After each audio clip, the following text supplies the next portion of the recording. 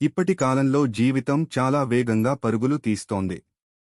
మెల్లగా మన ఇళ్లలో ఉండే శాంతి కరిగిపోతూ ఉంది.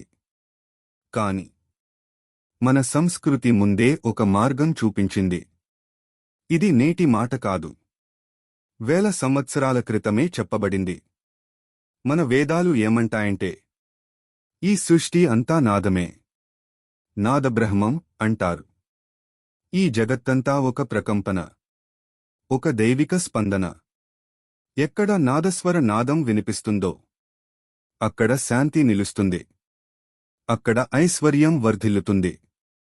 అందుకే ఒక సరళమైన మార్గం చెబుతున్నాను. ప్రతి శుక్రవారం, ప్రతి శనివారం మీ ఇంట్లో పూజ చేయండి నాదస్వరంతో కలిసి. శుక్రవారం మహాలక్ష్మీ పూజ.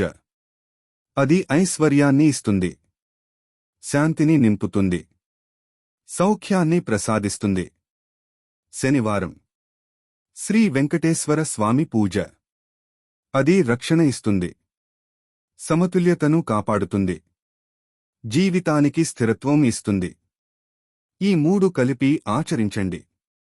దీపం, ప్రార్థన, నాదస్వరం. దీపం వెలిగితే అజ్ఞానం తొలగి జ్ఞానం వెలుగుతుంది. ప్రార్థన చేస్తే మనసు భక్తితో నిండిపోతుంది. నాదస్వరం వినిపిస్తే దైవిక స్పందన వ్యాపిస్తుంది. ఈ మూడు కలిసినప్పుడు మనిషిని దైవత్వానికి దగ్గర చేస్తాయి. మన గృహంలో ఆనందాన్ని నింపుతాయి, శాంతిని స్థిరపరుస్తాయి, సంపదను ఆహ్వానిస్తాయి. దీనిని మీ ఇంటి సంప్రదాయంగా మార్చుకోండి. ప్రతి వారం ఆచరించండి.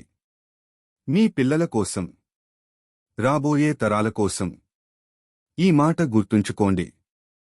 ఎక్కడ పూజ నాదస్వరంతో కలిసి జరుగుతుందో అక్కడ శాంతి నిలిచిపోతుంది, అక్కడ ఐశ్వర్యం పెరుగుతూ ఉంటుంది.